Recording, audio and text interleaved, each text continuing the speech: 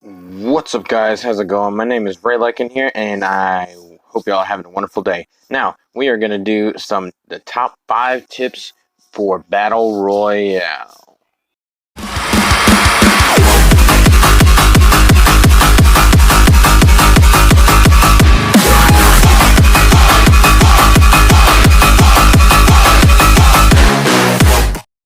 And number 5, looting crates.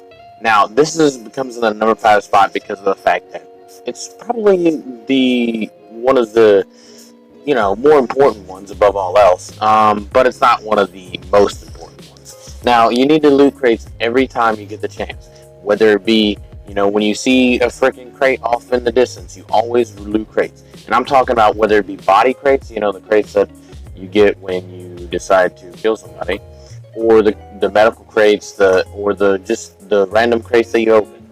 Every single crate you need to open. Just look at it.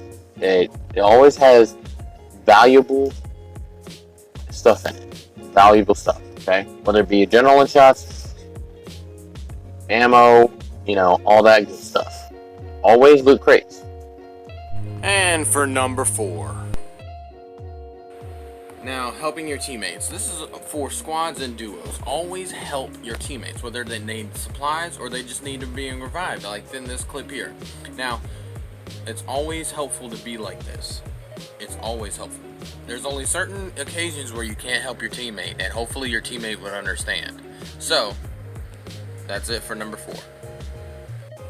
And for number 3. Number 3 is always have the high ground. It's over, Anakin! I have the high ground!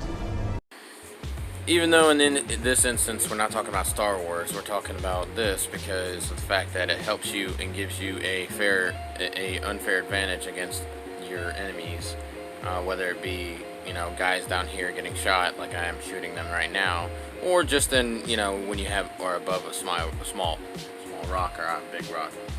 So you just always have to have the high ground. It helps you scan the area and stuff like that. And I just gave a hint for number 2. And we are at number 2. And number 2 is always scan your surroundings before you go in. You never know what kind of enemies are hiding. You always look. See how I'm scanning and checking before I go down there? Yes, sometimes you will miss some stuff, but it's always helpful to look around. It's always helpful to be observant. Being observant is one of the key things you need to learn in this type of thing. So that's why it takes its spot at number 2.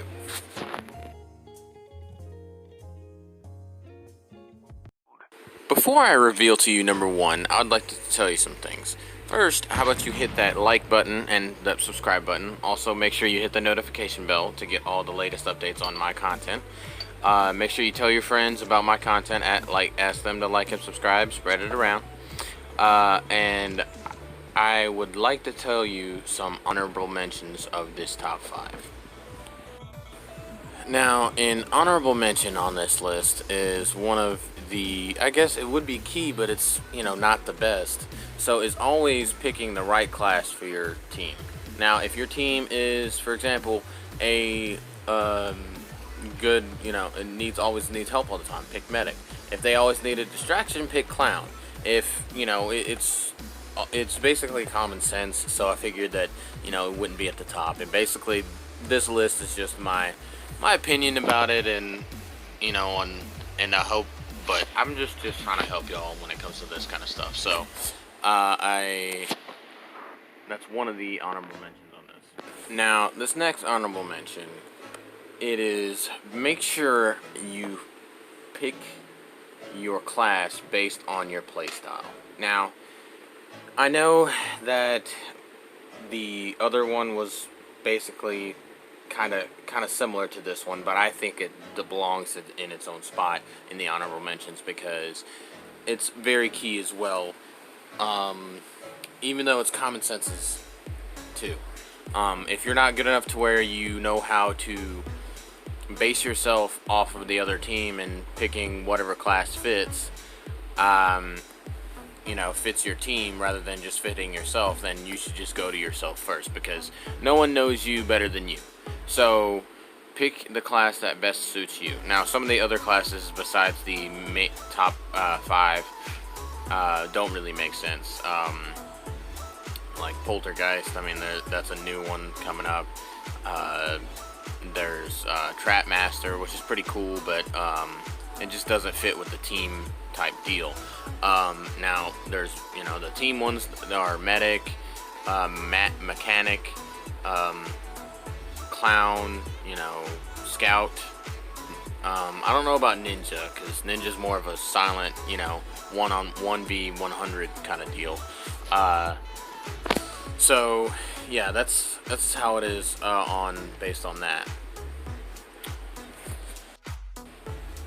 The next honorable mention is always get the upgrade chip. Always get the upgrade chip. Always. Okay. It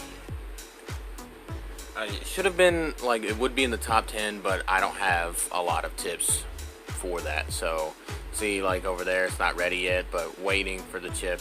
During this game, I waited for the chip and everything like that.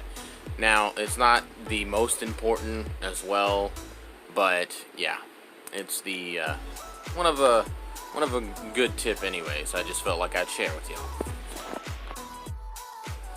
Here's the moment of truth.